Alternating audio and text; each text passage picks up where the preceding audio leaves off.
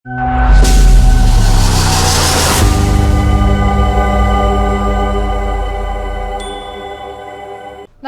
मैं हूं पीहू और आप देख रहे हैं लोकमत राजस्थान। गहलोत की सक्रियता पड़ेगी पायलट पर भारी। लगातार एक्टिव नजर आ रहे हैं गहलोत। दिल्ली दरबार की नहीं, गहलोत को चिंता।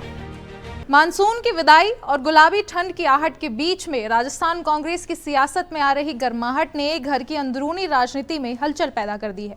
करीब 5 दशक से राजनीतिक सफर तय कर चुके अशोक गहलोत ने एक बार फिर राज्य के दौरे ने उनके विरोधियों की नींद हराम कर दी है, खासकर उन नेताओं की जो उनकी अंगुली पकड़कर राजनीति और सत्ता के गलियारों में पहला कदम बढ़ा रहे थे। पूर्व मुख्यमंत्री अशोक गहलोत फिर सक्रिय हो गए हैं। विधानसभा चुनाव में कांग्रेस की हार, दिल्ली दरबार की नाराजगी और पार्टी के भीतर की बदल रही राजनीति और एक बार फिर पार्टी की राजनीति की मुख्य धारा में खुद लाने के लिए निराशा से बाहर निकलकर वे सियासत के केंद्र में नजर आ रहे हैं।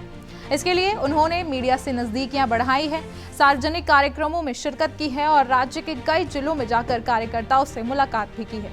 हालांकि उनके ये सभी दौरे पूर्व निर्धारित थे और उनका कोई सियासी सरोकार भी नहीं था, लेकिन वे जब सड़कों पर उतरते हैं तो उनके सियासी मायने तो निकलते ही हैं।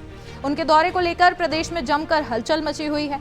राजनीतिक हलकों में इसे लंबे समय बाद उनकी सक्रियता और कांग्रेस के भीतर बने कई पावर सेंटर के बीच में रस्साकस्सी को जोड़कर देख रहे हैं।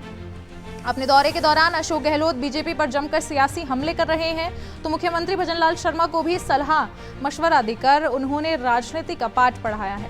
दौसा और भरतपुर ही नहीं, उदयपुर, डूंगरपुर, चित्तौड़गढ़ और भीलवाड़ा के साथ अपने गृहनगर जोधपुर और बीकानेर जाकर यह साबित करने का प्रयास किया है कि राज्य की राजनीति के जादूगर का जलवा अभी भी बरकरार है।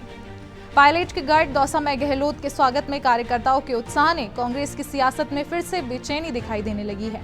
गहलोत ने फिर से सक्रिय होने से उनके समर्थक खुश हैं, लेकिन करीब 1.5 साल बाद गहलोत के फिर सक्रिय होने से सियासी गलियारों में कई कयास लगाए जा रहे हैं। पार्टी के भीतर गोविंद सिंह डोटासरा, सचिन पायलट, टीकाराम जूली जैसे कई पावर सेंटर के बीच में गहलोत की सियासी ताकत दिखाकर उन्होंने कांग्रेस में हलचल जरूर पैदा कर दी है। इनके दौरे पर दिल्ली दरबार भी नजर है। हालांकि पटना में कांग्रेस की बड़ी और अहम बैठक में गहलोत की गैर मौजूदगी कई सवाल खड़े कर चुकी है और यहां तक कहा जाने लगा है कि अब वे आला कमान के खास उपयोगी नहीं है, लिहाजा उन्हें अब धीरे धीरे दरकिनार किया जा रहा है। यह तो आने वाला वक्त ही बताएगा कि अशोक गहलोत की राजनीति किस करवट में मोड़ लेगी, लेकिन इतना तो तय है कि उनके राज्य के दौरे ने पार्टी के भीतर ठहरे हुए पानी में पत्थर उछालकर हलचल जरूर मचा दी है और पार्टी के नेताओं को लहरें गिनने के लिए छोड़ दिया है।